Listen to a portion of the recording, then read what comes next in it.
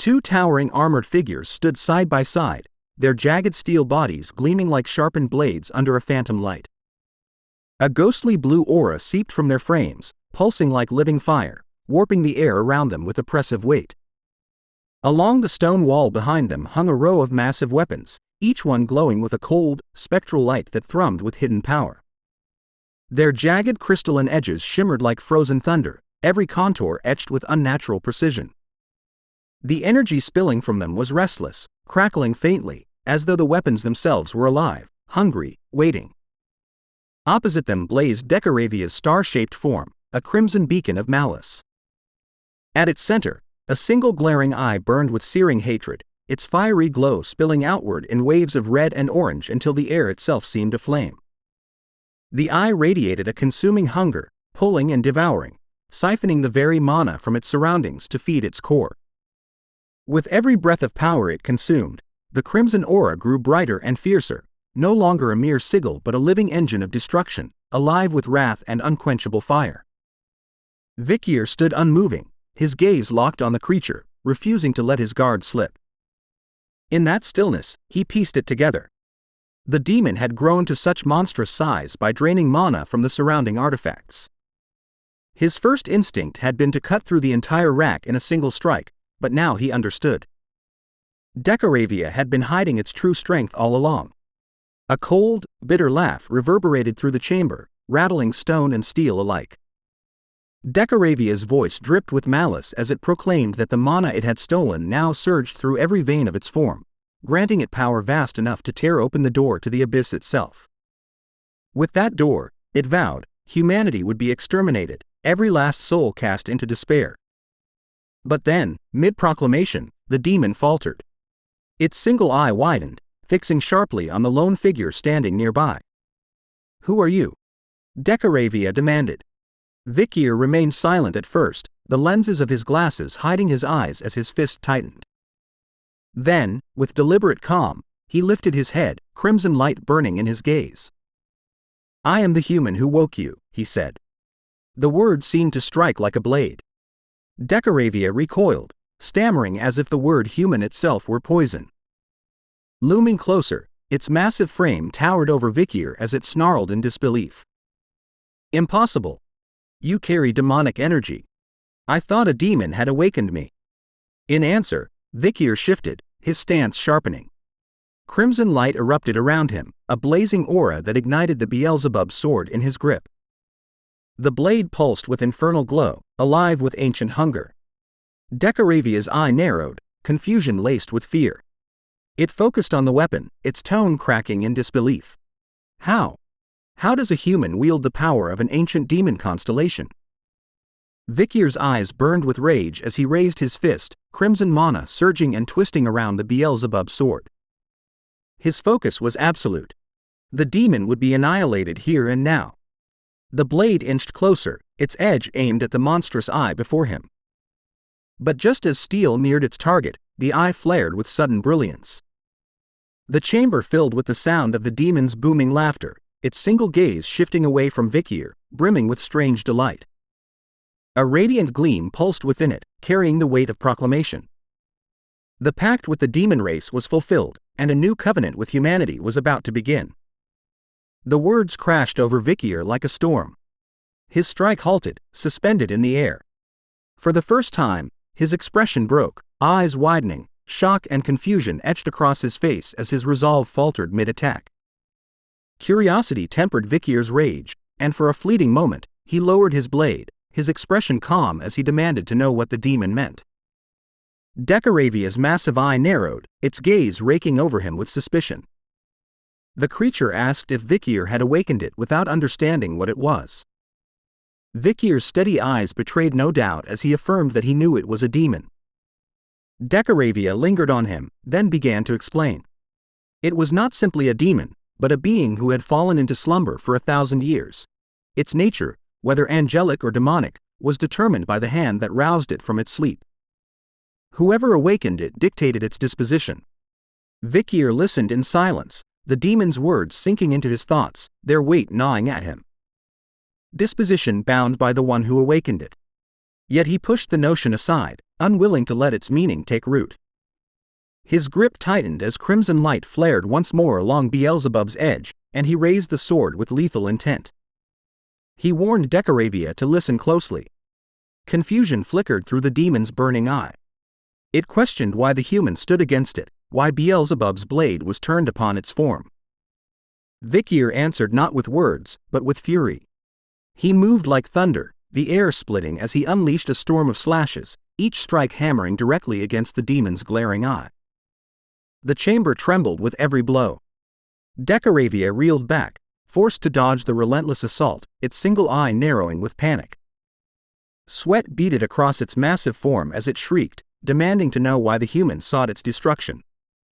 Vikir's gaze sharpened into something merciless, his crimson aura burning like wildfire. He raised his sword once again, every line of his body radiating resolve. His purpose was unshakable. Every demon must die by his blade. Decoravia's single eye widened in fear beneath Vikir's relentless assault. Its regeneration lagged behind the wounds being carved into it. And in that moment, the realization struck. At this pace, death was inevitable. Tears welled at the corner of that massive eye. As desperation overcame it, the demon pleaded for Vikier to stop, insisting it was no longer aligned with demons, that it could no longer be trusted by them either. Hovering back to gain distance, Decoravia's tears spilled freely as it demanded that Vikier check for himself. Its mana carried no demonic scent. Vikier halted mid-swing. His body trembled faintly, confusion stirring within him. When he focused, he found the demon's claim true. The aura of corruption had vanished. Decoravia, battered and bleeding from deep cuts across its star-shaped form, panted with visible frustration. Spite laced its words as it declared itself useless to the demon race. Vikier said nothing, though his guard never lowered. Desperation pushed Decoravia further. It explained that for the next 1,000 years, it would serve humanity instead, insisting that its knowledge and abilities would prove valuable. With tears in its eye, it promised it could identify anomalies hidden in the vaults of artifacts, that its understanding of history was vast, and, above all, that it could craft shields unlike any other. At that word, Vikir's thoughts sharpened. He remembered the stories of the fall, the shield that absorbed the mana of 9 demons and withstood every strike from mankind's combined forces, the weeping wall, a defense that had turned the tide once before. If such a power could be wielded for humans, it might be invaluable, especially if another fall loomed on the horizon. Yet granting such strength to an enemy would be an enormous loss for the demon race. The question gnawed at him. Was destroying Decoravia truly necessary? Vikier snapped back to the present. Beelzebub's blade hovered before Decoravia's eye, crimson mana coiling from its edge in suffocating waves. His voice cut through the air, cold and commanding, as he declared that he would listen, but Decoravia would reveal everything it knew of the 10 elite corpses. His warning was merciless. Betrayal would earn obliteration so complete that the demon's very form would be unrecognizable. Decoravia's eye quivered, tears streaming again as a squeaky, frightened voice promised cooperation. All it begged was that Vikier stop saying such terrifying things about killing it. The demon suddenly asked Vikier for a moment. Before he could react, Decoravia's form dissolved in a flash and reassembled into something entirely different. A simple necklace. Vikier froze, eyes widening in shock, his expression clouded with confusion as he demanded to know what the demon was doing. Decoravia calmly explained that it could not simply float about in plain sight, so it had fashioned itself to resemble an artifact, choosing the form of a necklace. Its eye, now a jewel embedded in the pendant, shifted toward the towering golden doors sealing the vault. It noted that the exit appeared closed and questioned how they were meant to leave. On the other side of those doors, chaos stirred. Professor Snape pounded desperately against the sealed entrance, his fists striking without rest as he bellowed for it to open. His voice cracked with urgency, eyes burning with fear as he shouted that his student was still inside. Long white-bearded Whale, watching from nearby, felt his chest tighten at the sight. He had never seen Snape so undone, so utterly consumed by desperation, and unease knotted in his stomach. Jurassico lowered his head, his face grim, and clenched his fists before stepping toward the vault. Hohenheim's curious eyes followed him, and he asked what Jurassico thought he was doing. With a sincere, steady voice, Jurassico answered. Their comrade was trapped within, and they had no choice but to act. The Baskerville triplets showed no sorrow. Instead, their eyes burned with determination. Without hesitation, they too moved toward the vault, vowing to bring Vikier back. Across the hall, Dolores stood rooted in place, her face pale, drained of color. Her gaze was locked on the sealed doors, disbelief hollowing her expression. Beside her, Sinclair mirrored the same shock. Her hand flew to her mouth as she whispered Vikier's name under her breath. Long white-bearded Whale tore his eyes from Snape and lowered his gaze to the floor. With a heavy sadness in his voice, he urged the professor to stop. If Snape intended to break the door down, he needed to understand that such a thing was impossible. That door could never be forced open. Exhaustion finally overtook Professor Snape, and he collapsed to his knees.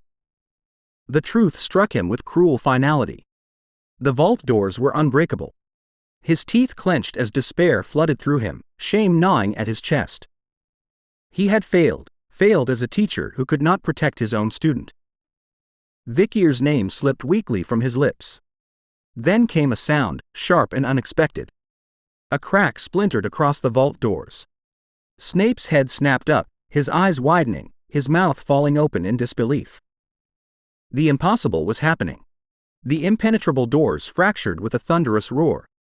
They shattered into countless pieces, shards flying outward like a storm of glass and steel. Snape reacted instantly, throwing himself to his feet and rushing clear just before the fragments struck the ground. From the gaping doorway surged a powerful wave of energy. The brilliance of it lit the hall in blinding light, reflecting across the stunned faces of long white-bearded Whale, Epaulet, and Vachilios, their jaws slack with astonishment. Further back, Jurassico and Hohenheim halted mid-step, their eyes wide with confusion. Someone had torn through the vault's barrier. And then he appeared. Vikier stepped forward, his presence calm despite the radiance spilling around him. Though surprise flickered faintly in his gaze, his expression remained serene. With an awkward laugh, he apologized for being late, claiming he had only meant to tear the barrier slightly but had ended up shattering the doors completely. The explanation sounded thin, even to his own ears, and he knew this would not be easy to explain. The hall fell silent, every eye fixed on him. Professor Snape, the Baskerville triplets, Dolores, and Sinclair stared, their shock freezing them in place. Thinking quickly, Vikier chose to lie.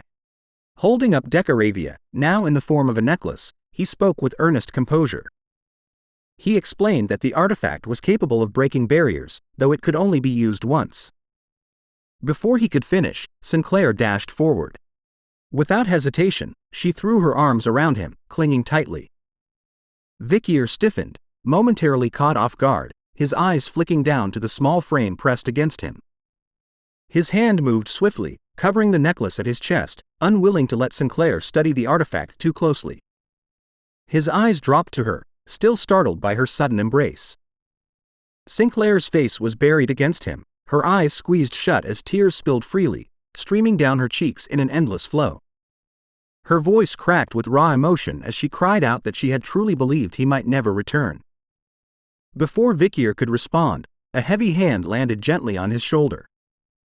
Jurassico stood there, artifact gloves gleaming faintly, a broad smile on his face. He told Vikier he had worked hard, then paused and corrected himself with firm respect, calling him by his rightful title, Chief. The Baskerville triplets, unable to contain their emotions, burst into tears themselves. Brushing their noses in unison, they declared with childlike certainty that they had always believed in him. Lovegood clasped her hands together, her eyes shimmering with unshed tears as relief washed through her. Behind her, Hohenheim adjusted his glasses, the proud curve of his smile betraying his usually measured composure. Dolores wiped at her cheeks, her expression softening as the weight in her chest finally lifted. Vikier had made it out alive. Through it all, Vikier could not help but feel a lingering confusion. Why did no one ask how he had torn through the vault doors or question the impossible feat? It was as though the relief of his return was all that mattered. Professor Snape approached at last, his features worn with exhaustion but softened with deep relief. He welcomed Vikier back with quiet pride before turning away, a faint, satisfied smile lingering on his face. The only response Vikier could give was a simple, heartfelt thanks. Sinclair still clung to him, her tears unrelenting.